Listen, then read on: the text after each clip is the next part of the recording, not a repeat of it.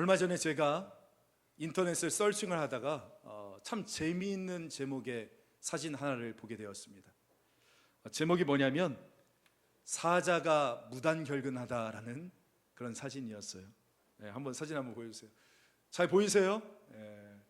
한 서커스 장면인 것 같은데 사실은 저게 사자가 아니라 망아지예요. 발굽을 보세요. 망아지 발굽인데 지금 털만 씌워 놓은 거죠. 그러니까 제목이 이런 겁니다. 사자가 오늘 무단결근해서 지금 망아지가 대리 출근해 있다. 그것을 보여주는 겁니다. 여러분, 저게 사자입니까? 망아지입니까? 망아지인데 사자인 척 지금 척을 하고 있는 거 아닙니까?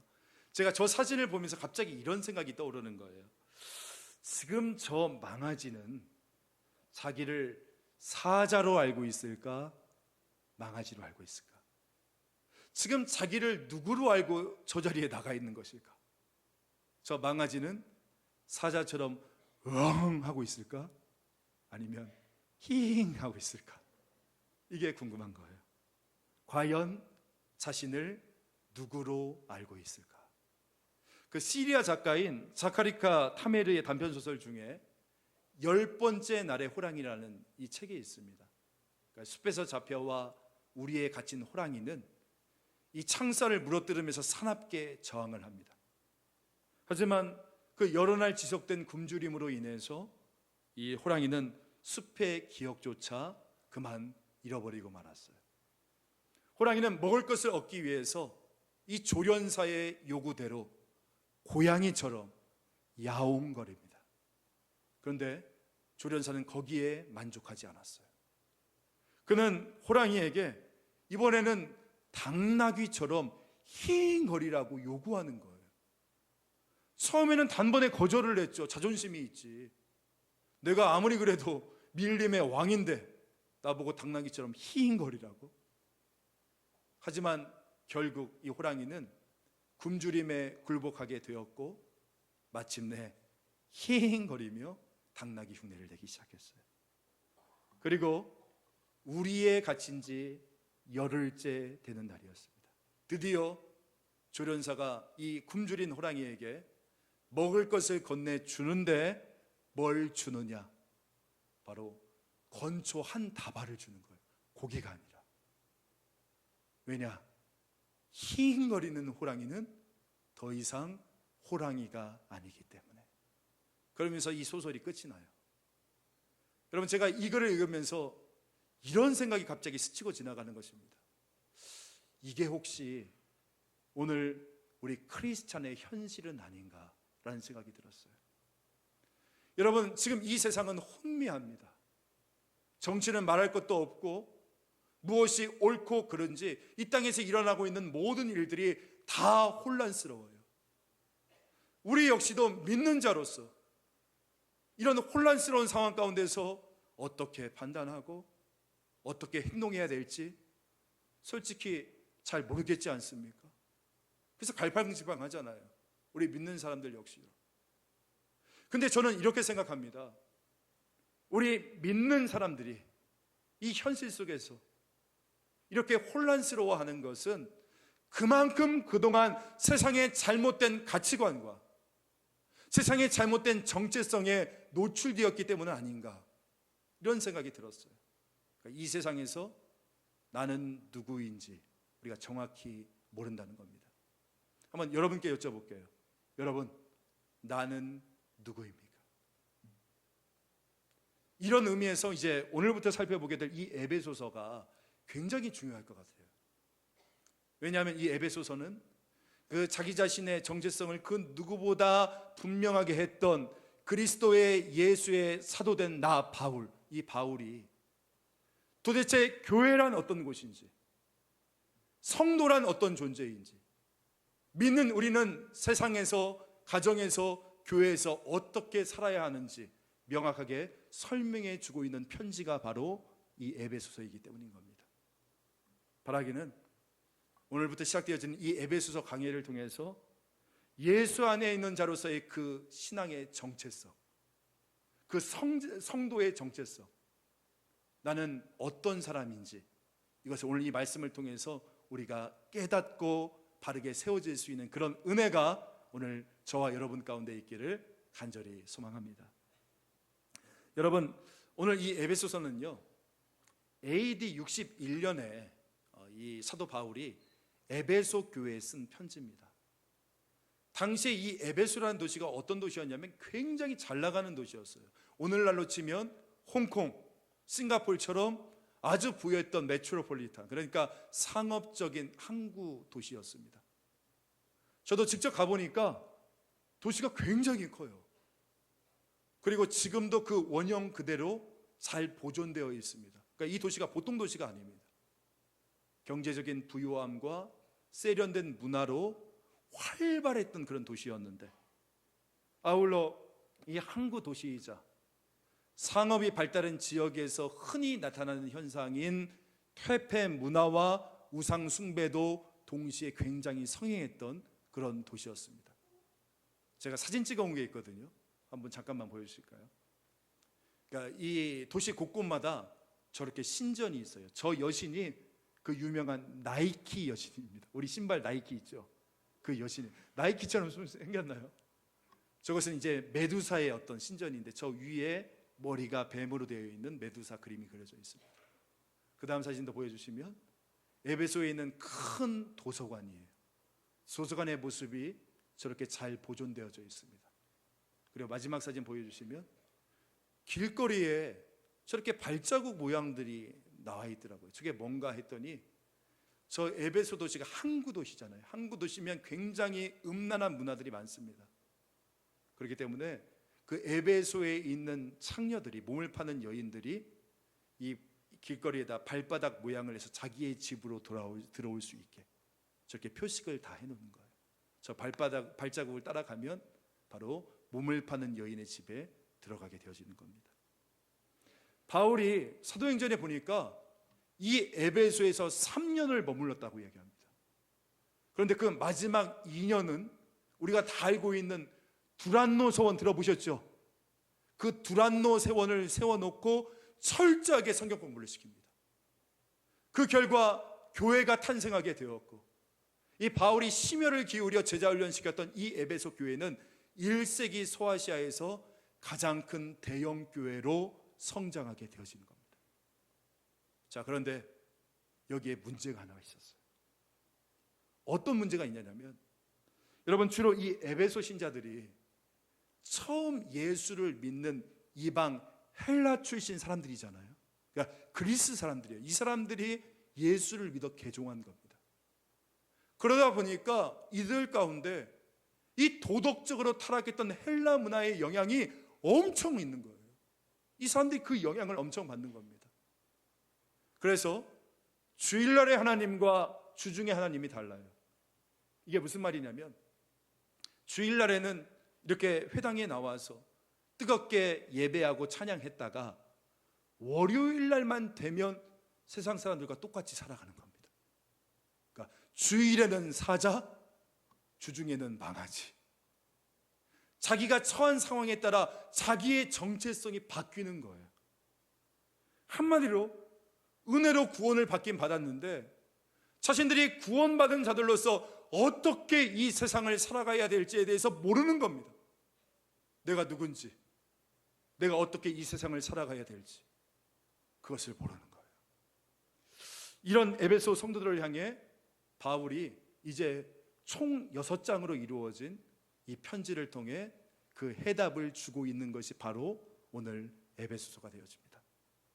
자, 그렇다면 바울이 말하고 있는 우리는 누구인가? 그 첫 번째, 한번 따라해 보실까요? 나는 하나님의 뜻 안에 있는 인생이다. 다시 한번, 나는 하나님의 뜻 안에 있는 인생이다.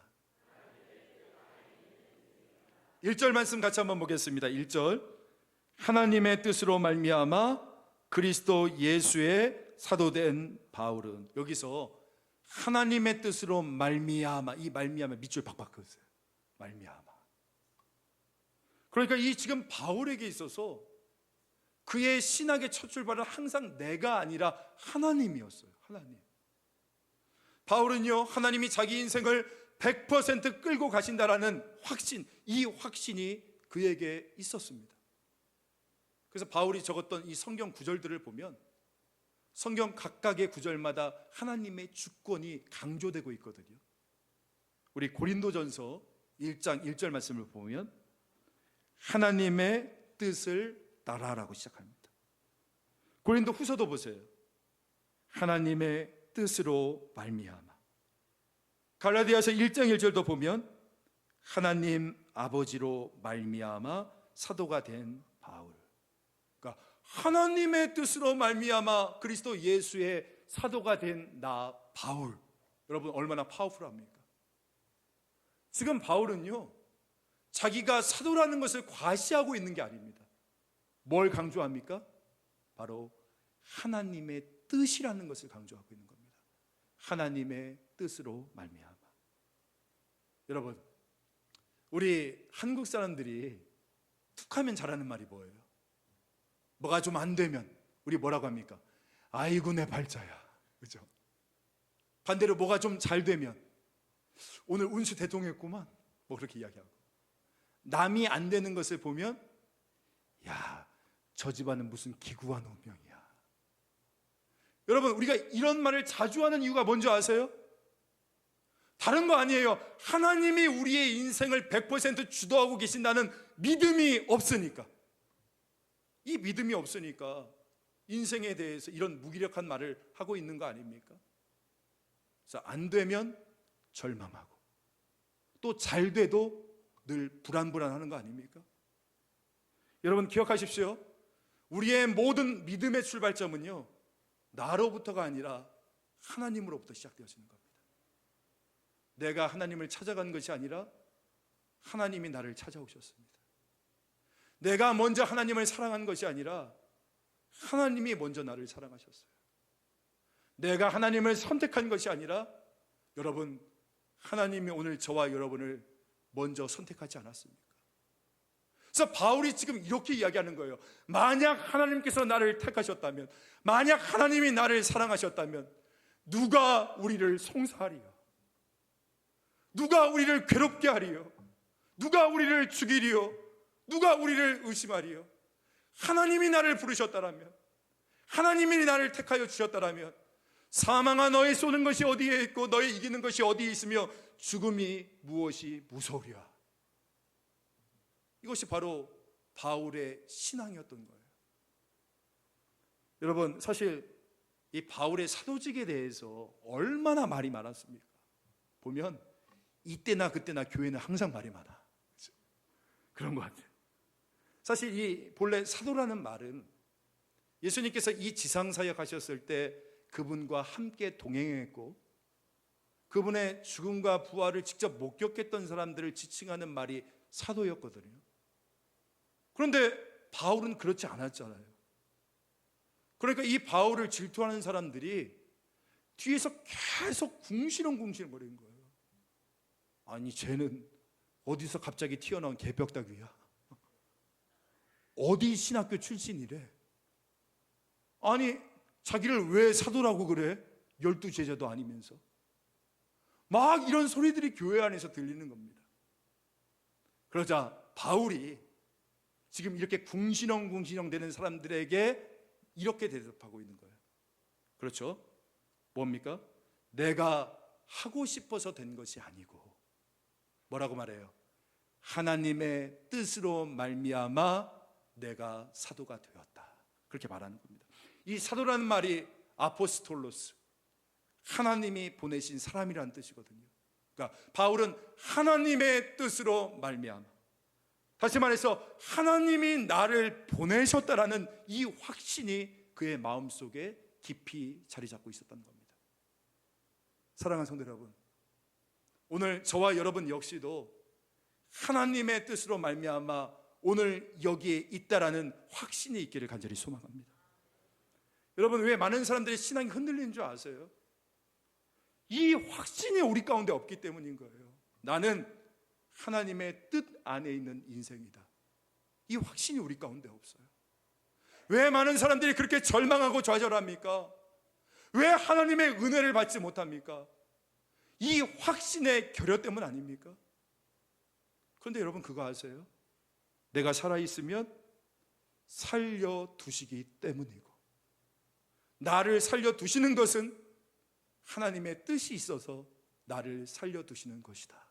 이것을 믿으십니까?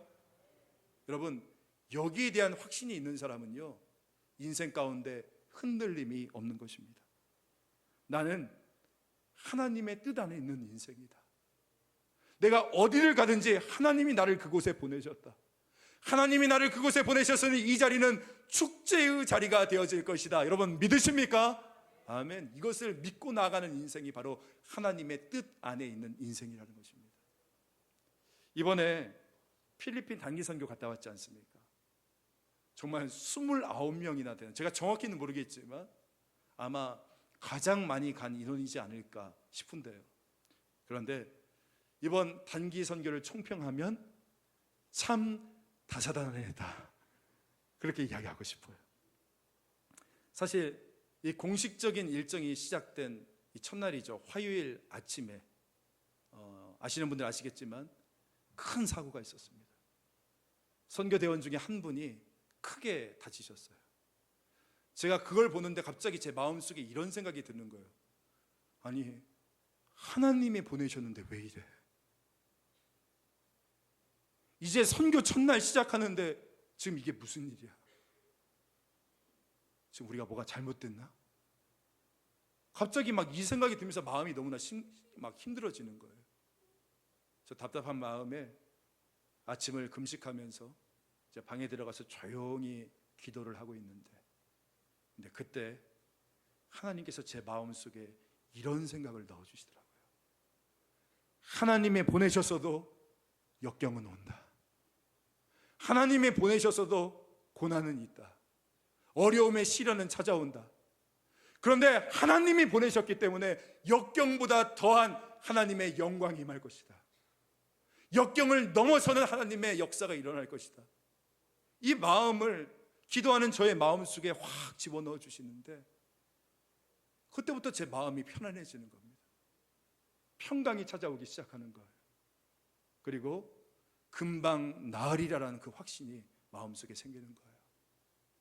그리고 이 확신이 제 안에 있으니까 그 다음부터 가장 중요한 거, 여러분, 제 마음이 더 이상 흔들리지가 않더라고요.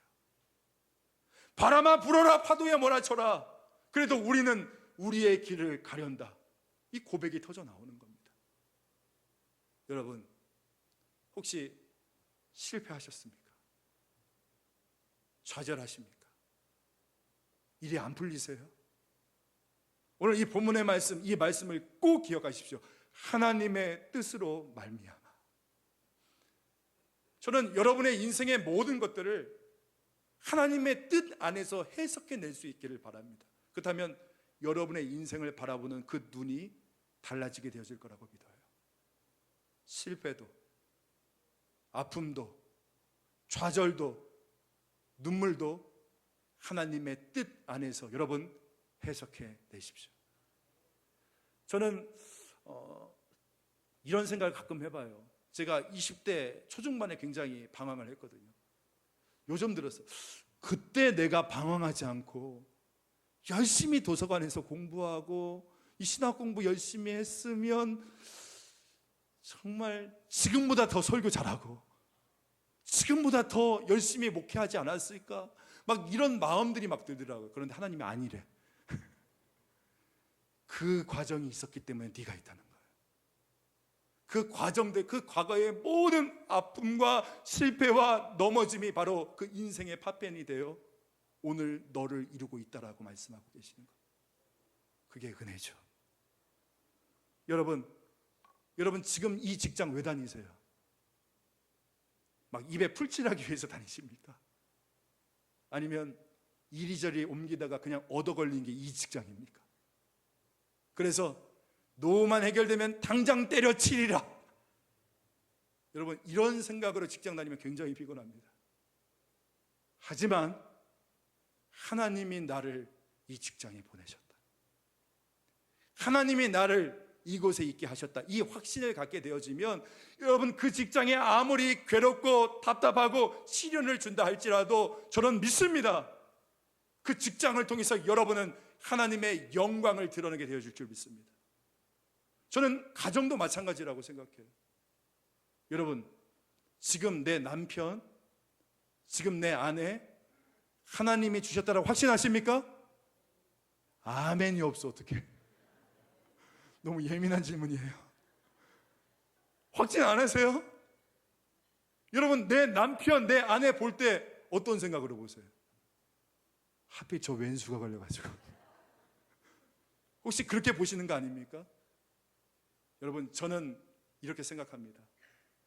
하나님의 특별한 뜻이 있어서 저를 축복해 주기 위해서 이나영, 김희선, 전지현 대신 하나님께서 축복으로 나에게 주신 선물이 바로 박진숙이다. 박진숙은 제 아내예요. 저는 그렇게 생각해요. 그러면 아내를 바라보는 눈이 달라지는 거예요. 저는 자녀도 마찬가지라고 생각합니다. 아니, 왜 하필 이 애가? 이게 아니라 우리의 이 애를 우리 가정에 태어나시게 하신 것은 하나님의 뜻이다. 지금은 조금 미숙하고 지금은 조금 연약해 보여도 우리 가정에 이 아이를 통하여 하나님의 영광이 드러나게 되어질 것이다. 저는 실제로요, 아이 셋을 낳았는데 아이 셋이 다 자폐아였어요. 중증 장애 아이. 그 셋 아이를 가진 그 어머니의 간증을 실제로 들은 적이 있습니다. 그런 이야기를 하시더라고요. 처음에는 너무나 늘 하나님 앞에 저주하고 하나님께 원망했대요. 하나님, 왜 제 인생을 저주하십니까? 어떻게 세 아이가 다 자폐아입니까? 저보고 어떻게 살아가는 것입니까? 막 눈물로 왜 제 인생을 저주하냐고 부르시는데 갑자기 하나님께서 그런 마음을 주시더라는 거예요. 사랑하는 딸아, 내가 정말 사랑하는 연약한 어린 영혼 3명이 있는데 내가 이 영혼을 이 땅에 보내고 싶은데 너라면 그 아이를 잘 돌볼 것 같아서 미안하다, 사랑하는 딸아, 내가 너에게 보낸 것이다. 그는 그 하나님의 음성이 자기의 마음속에 들려오더라는 거예요. 그때부터 이 어머니가 내 인생, 이 자녀가 지금까지 자신의 십자가라고 저주라고 생각했는데 그때부터 이 아이는 하나님께서 나에게 주신 선물이구나, 그것을 고백하며 다니시더라고요. 여러분, 이 생각을 가지고 오늘 여러분의 자녀를 바라볼 때 우리 자녀가 다르게 보이지 않겠습니까? 교회는 어떻습니까? 여러분, 우리가 이곳에서 이렇게 만난 것이 우연이라고 생각하십니까? 천만에요. 100% 하나님의 뜻입니다. 하나님의 뜻 가운데 출신과 배경과 자라온 환경들이 다 다른 우리들이 하나님의 권속 영적인 가족이 되었다는 거예요. 여러분, 믿으십니까? 이것을 믿는다면 우리가 사람들에게 조금 상처받았다고 떠난다고, 힘들어서 그만둔다고, 어떻게 그럴 수 있습니까? 사랑하는 성도 여러분, 하나님으로부터 부름받았다는 이 생각, 하나님이 지금의 배우자를 나에게 주셨다라는 생각, 하나님이 나로 하여금 지금 이 자리에 서 있게 하신다는 이 생각, 저는 여기에 대한 확신이 필요하다고 생각해요. 오늘 내가 살고 있는 이유에 대한 확신이 필요합니다. 오늘 나를 지금 이 자리에 서 있게 하신 분은 하나님이시다는 이 확신이 오늘 저와 여러분 가운데 필요하지 않겠습니까? 우리 마지막으로 따라해 봅시다. 나는 하나님의 뜻 안에 있는 인생이다. 여러분, 어디를 가시든 하나님이 나를 보내셨다라고 믿으시고 그곳에서 사명자로 살아갈 수 있는 오늘 저와 여러분 되시기를 주님의 이름으로 축복합니다. 두 번째로, 이 바울이 에베소서를 통해서 우리에게 가르쳐주는 신자의 정체성, 나는 누구인가? 두 번째, 이것도 한번 따라해 볼까요? 나는 성도이다. 우리 한번 1절 말씀 다시 한번 1절 같이 한번 읽어보겠습니다. 시작.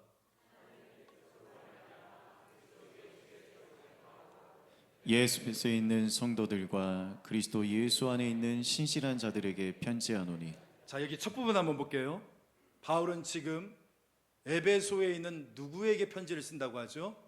성도들이라고 분명히 얘기가 나옵니다. 여러분, 이 부분을 한글 성경으로 읽으니까 별 감흥이 없죠.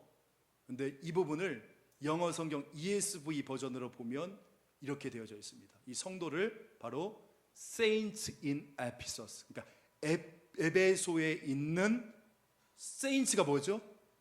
성자라고 얘기합니다. 에베소에 있는 성자들에게, 염창중앙교회에 있는 성자들에게.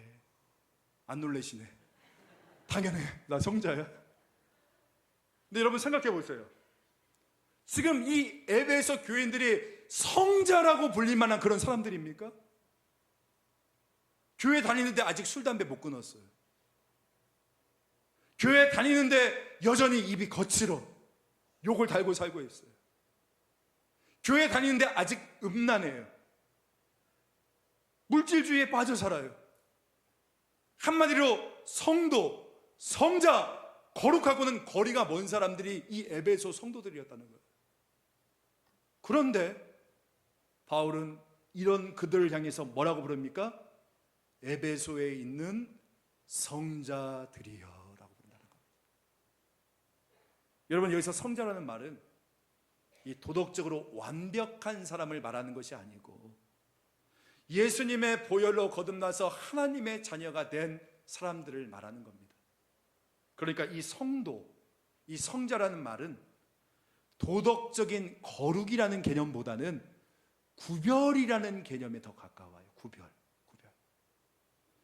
이 그리스도를 통해 맺은 하나님과의 특별한 관계 때문에 구별된 사람들. 여러분, 교회를 그래서 에클레시아라고 하잖아요. 에크가 무슨 뜻이냐면 밖이라는 뜻이에요. 그러니까 밖으로 이끌어낸 사람들, 구별시킨 사람들, 이게 바로 성도의 의미가 되어지는 겁니다. 그러니까 세상 사람들과 다르다는 거예요. 뭐 때문에? 우리의 행동 때문이 아니라 하나님이 우리를 선택해 주었기 때문에. 제가 그 미국에 있을 때 척키앤치즈라고 하는, 우리식으로 이야기하면 그 어린이 키즈 카페가 있어요. 거기에 종종 갔던 적이 있습니다. 근데 거기에 들어갈 때 보면 이 손목에 우리 투표할 때 보면 그 도장 있잖아요. 이걸 여기에 탁 찍어줘요. 근데 이 도장이 평소 때는 안 보여요. 그런데 여기에 환한 빛을 쫙 비추면 형광색 모양으로 별표 모양이 딱 있는 거예요. 그래서 이 도장이 여기에 있는 사람만이 그것을 자유롭게 오고 갈 수 있는 겁니다.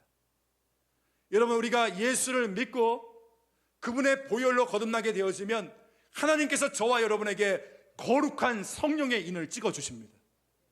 우리 눈에는 안 보여. 근데 하나님 눈에는 보여요. 너희는 성도다 말씀해 주시는 거예요. 아직 우리는 거룩하지 않아요. 나는 거룩하고는 거리가 멀어. 아직 나에게서는 세상 냄새가 풀풀 풍겨납니다. 근데 하나님은 아니라는 거예요. 너의 행동으로 인해서가 아니라 나의 십자가의 보혈로 너를 선택했기 때문에 너는 이미 성도, 거룩한 자다라고 우리에게 말씀해 주고 있는 것입니다. 이게 은혜죠. 왜? 우리의 노력이 아닌, 우리의 공로가 아닌 하나님의 것으로 구별되어 하나님과 특별한 관계를 맺고 있기 때문에 우리는 이미 성도라는 거예요. 우리 베드로전서 2장 9절 말씀 저와 같이 잠깐 읽겠습니다.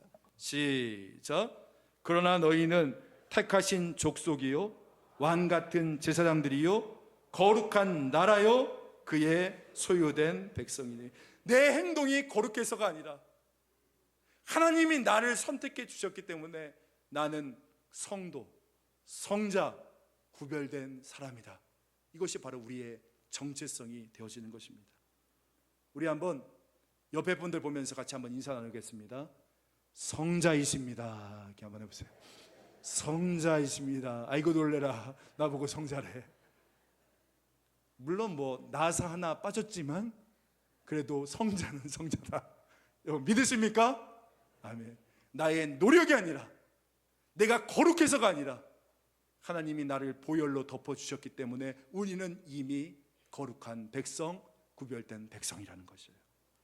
여러분, 날마다 선포하십시오. 나는 세상에 속한 사람이 아니다. 나는 하나님께 속한 사람이다. 나는 구별된 하나님의 천국 백성이다. 나는 다르다. 나는 구별된다. 저는요, 여러분의 이 선포가 어마어마한 결과를 낳게 되어질 줄 믿습니다. 여러분, 오늘날 한국교회의 가장 큰 위기가 뭐라고 생각하십니까? 바로 우리들 가운데 나는 구별되었다는 이 인식이 사라져버린 겁니다. 보면요, 주일날 교회 나오는 것 빼고는 다 똑같아요. 다 돈 좋아하고, 다 이기적이고, 다 성공에 목매어 살고. 여러분, 믿는 사람과 믿지 않는 사람의 차이가 달라져 버렸어요. 모든 관심은 지평수 늘리는 거고 우리의 좋은 학교 보내는 거 아닙니까? 하지만 여러분, 우리가 믿는다라고 한다면 믿는 자와 믿지 않는 자의 삶의 그 모양 가운데 차이가 있어야 되죠. 세상의 빛과 소금으로 우리가 살아야 되는 거 아닙니까? 그런데 그렇지 못하니까 세상이 교회를 봐도 아무런 감동이 없는 것입니다. 여러분, 바라기는요, 세상을 쫓아가는 삶이 아니라, 세상을 닮아가는 사람이 아니라 세상과는 다른 그 구별된 말, 언어, 세상과는 다른 구별된 가치관, 세상과는 다른 그 삶의 모양, 그 정체성을 가지고 세상 냄새 풀풀 풍기는 우리가 아니라 그리스도의 향기를 잘 자아낼 수 있는, 그래서 안 믿는 사람들이 우리를 보고 너의 삶이 궁금하다, 그게 말할 수 있는 그런 소리를 들을 수 있는 오늘 저와 여러분이 되어지기를 주님의 이름으로 축복합니다. 마지막으로 나는 누구인가, 이것도 한번 따라해 봅시다. 나는 그리스도 예수 안에서 신실한 자이다. 여러분, 이 마지막 1절 마지막에 보니까 이렇게 나옵니다. 그리스도 예수 안에 있는 신실한 자에게 편지하노니. 여기서 신실한 자들이란 믿을 만한 사람들이란 뜻이에요. 맡길 만한 사람들이란 뜻입니다. 그런데 사실 이 호칭은 굉장히 우리에게 부담스럽죠. 아마 성자라는 호칭만큼 부끄러워요. 왜냐하면 여러분, 하나님의 보시기에 여러분은 정말 믿을 만한 사람입니까? 하나님 보시기에 여러분은 맡길 만합니까? 그렇게 신실하셨습니까? 비가 오나 눈이 오나 그 자리 지키셨습니까? 기도의 자리, 섬김의 자리, 헌신의 자리 지키셨습니까? 날씨가 좋으면 좋아서 놀러 간다고 안 나오고, 오늘처럼 비 오면 또 비 와서 안 나온다고 하고, 고난이 찾아오면 마음이 힘들어서 못 나가겠다고 하고, 삶이 평안해지면 또 해야 될 일이 많아서 못 나간다고 하고.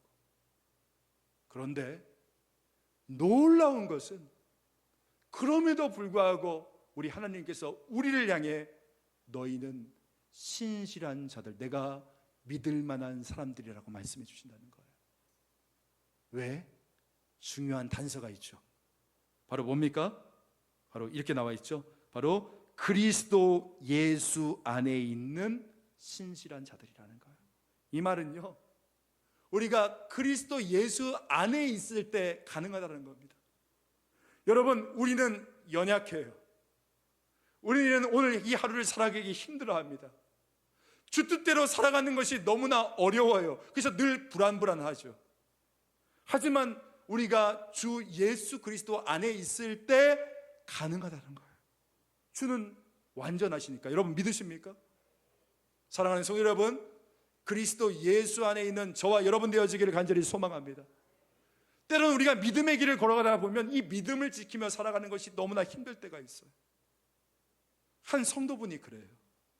이분이 요양보호사로 섬기고 계신데 너무나 힘들다는 거예요. 지금 이 근육장애 환자를 하루에 9시간씩 돌보고 있는데 몸도 지치고, 또 이분이 말로 상처 주는 것이 너무나 심해서 이 마음도 지치는데, 또 교회에 오면 이런저런 문제로 마음이 힘들고 적응이 안 되고.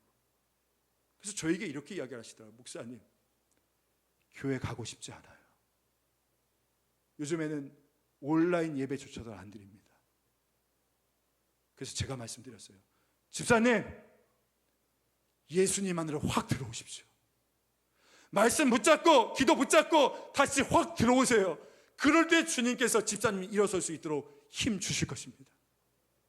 나는 포도나무요 너희는 가지니 나를 떠나서는 아무것도 할 수 없다고 했어요.